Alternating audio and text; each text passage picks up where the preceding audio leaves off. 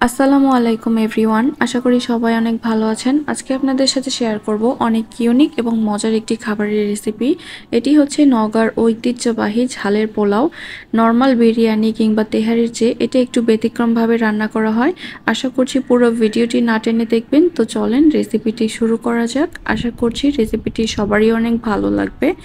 তো শুরুতেই দেখে নিচ্ছি আমাদের কি কি লাগবে। এখানে আমি চাল নিয়েছি, আর এটা রান্না করতে ভাতের চাল ইউজ করতে হয়, পোলাওয়ের চাল না। তো এখানে 3 কাপ ভাতের চাল নিয়েছি, পেঁয়াজ নিয়েছি, ছোলা নিয়েছি, আর দেশি মোরগ নিয়েছি। আর দেশি মোরগ এখানে পুরো একটা আস্ত আছে, আমরা এখানে মিডিয়াম কাট করে কেটে নিয়েছি, দেখতেই পাচ্ছেন এই যে। আর এখানে আছে আদা বাটা, রসুন বাটা, আরও বেশ কিছু জিনিস লাগবে। তো চলেন রান্না করতে করতেই দেখিয়ে দিচ্ছি। তো একটি প্যানে শুরুতেই আমি 1 কাপ পরিমাণের সরিষার তেল নিয়ে নিচ্ছি। রান্নাটা কিন্তু সরিষার তেলেই করতে হবে আসল টেস্ট চাইলে। তো তেলটা যখন কিছুটা গরম হয়ে আসবে, এখন এখানে আমি 1.5 কাপ পেঁয়াজ কুচি দিয়ে দিচ্ছি। পেঁয়াজটা আমাদের খুব ভালো করে ভেজে নিতে হবে, পেঁয়াজটা একটু সময় নিয়ে। আর পেঁয়াজটা তেলে দেওয়ার পরে কিন্তু এরকম বুদবুদ উঠতে থাকে, তো দেখতে হবে যে বেশি পুড়ে যেন না যায়। এই কারণে অনবরত নাড়াচাড়ার উপরে রাখতে হবে। এখন আমি এখানে কিছু গরম মশলা দিয়ে দিব, আস্ত গরম মশলা। প্রথমেই দিয়ে দিচ্ছি আমি তেজপাতা। তেজপাতাগুলো একটু চিড়ে দিয়েছি মাঝখান দিয়ে। এখন দিয়ে দিচ্ছি দারচিনি, এলাচ, লং এবং আস্ত গোলমরিচ। গরম মশলাগুলো আমি খুব ভালোভাবে তেলের সাথে ভেজে নিব।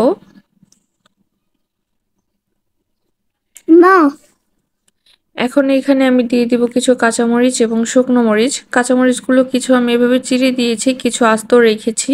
আর যে যেমন ঝাল খেতে পছন্দ করেন সেই অনুযায়ী এখানে কাঁচামরিচ এবং শুকনো মরিচ দিয়ে দিবেন। আর এখানে দুইটাই ইউজ করতে হবে।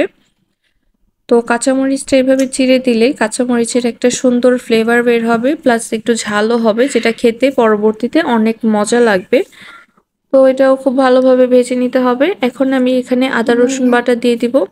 রসুন বাটা দিয়ে দিব আমি 1 টেবিল চামচ, এবং আদা বাটা দিয়ে দিব আমি 1 টেবিল চামচ।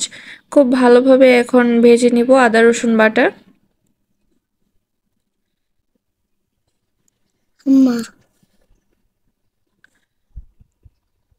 এখন আমি এখানে একটু পানি দিয়ে দিব, কারণ আমি কিছু গুঁড়ো মশলা ইউজ করব, পানি না দিলে পুড়ে যাওয়ার সম্ভাবনা থাকে।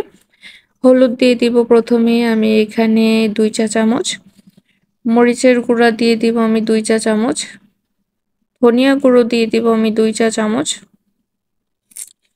এবং জিরা গুঁড়ো দিয়ে দিব আমি 2 চা চামচ। সবগুলো মশলাই আমি 2 চা চামচ করেই দিয়েছি। এখন একটু মিক্স করে নিব।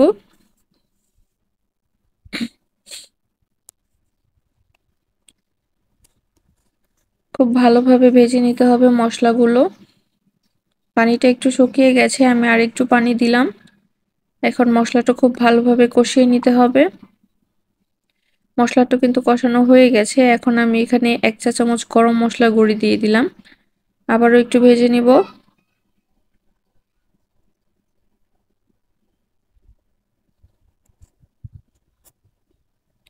এখন এখানে আমি মাংসটা পুরোটাই দিয়ে দিব।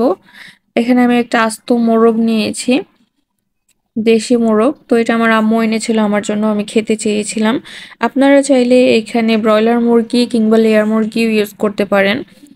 আগেকার গ্রামে অতিথি বা জামাই আপ্যায়নে এরকম পালের যে মুরগিগুলো বা মোরগগুলো থাকে ওগুলো কেটে জবাই করেই এরকম ঝাল পোলাও বা বিভিন্ন কিছু রান্না করে খাওয়ানো হতো।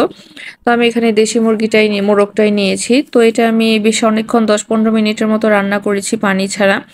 খুব ভালোভাবে কষিয়ে নিয়েছি। আর দেখতে পাচ্ছেন পানি কিন্তু একটু অবশিষ্ট নেই, উপরে কিন্তু তেল চলে এসেছে, আর মশলাগুলো কিন্তু সেপারেট হয়ে গেছে, আর খুব সুন্দর কালার চলে এসেছে। তো আমি একটু প্রথমেই নেড়ে নিলাম।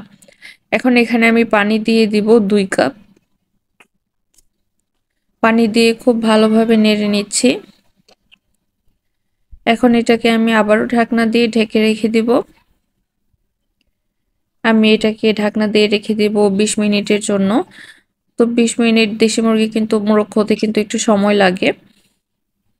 তো প্রায় 20 মিনিট পর চলে এলাম। এখন আমি একটু নেড়ে নিব।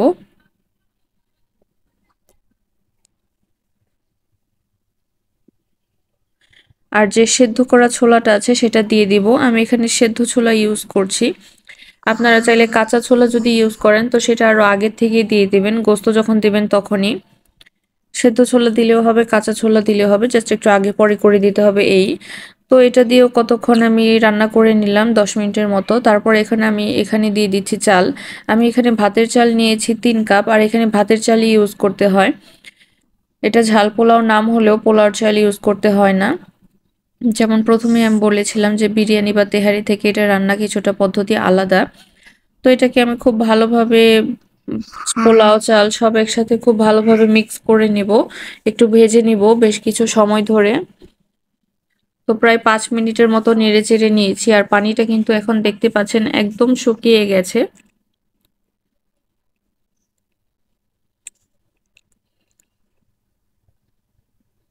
এখন এখানে আমি গরম পানি ইউজ করব। আমি 3 কাপ চালের জন্য 6 কাপ পানি ইউজ করছি। আর পানিটা কিন্তু কুসুম গরম অবস্থায় না, একদম ফুটন্ত গরম অবস্থায় ছিল। পানিটা আমি একটু আগে গরম করেছিলাম। তো এই যে চালে কিন্তু বলক চলে এসেছে, এখন একটু নেড়ে নিচ্ছি। পানিটা কিন্তু অনেকটা শুকিয়ে গেছে, কিন্তু এখনো আমি ঢাকা দেইনি। এখন আমি ঢাকা দিব যখন চালটা পানিটা অনেকটা গায়ে গায়ে চলে এসেছে। ঢাকা দিয়ে আমি অপেক্ষা করব 10 মিনিট। 10 মিনিট পর আমি ঢাকনাটা উঠিয়ে একটু নেড়ে চেড়ে নেব। উপরে চালটা নিচে এবং নিচের চালটা উপরে করে দিব। দেখতেই পাচ্ছেন কত সুন্দর একটা কালার কিন্তু অলরেডি চলে এসেছে। এই যে একটু নেড়ে নিচ্ছি সুন্দর করে।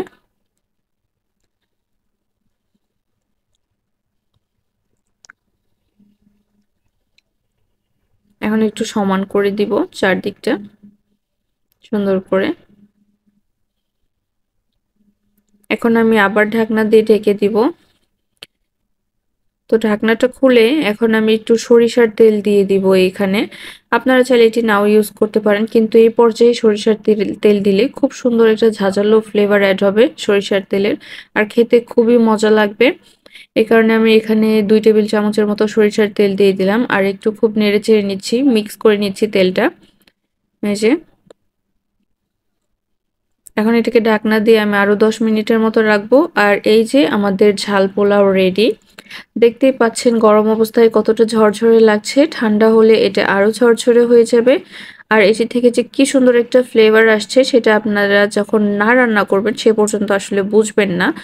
তো আমার ঝাল পোলাও রেডি। এখন এটাকে আমি একটু ঠান্ডা হতে দিব। আর গোস্তগুলো কিন্তু খুব ভালোভাবে কুক হয়ে গেছে। তো এই যে এটাকে আমি কিছুক্ষণ ঠান্ডা হতে দিয়েছি, আর এই হচ্ছে আমার ঝাল পোলাওয়ের ফাইনাল লুক। দেখতেই পাচ্ছেন মাশাল্লাহ কি সুন্দর কালার এসেছে আর কি সুন্দর ঝরঝরে। এখন এটাকে আমি একটা প্লেটে সার্ভ করে নিব। তো আমি এই যে একটা প্লেটে নিয়ে নিচ্ছি, দেখতেই পাচ্ছেন কত সুন্দর ঝরঝরে হয়ে পড়ছে।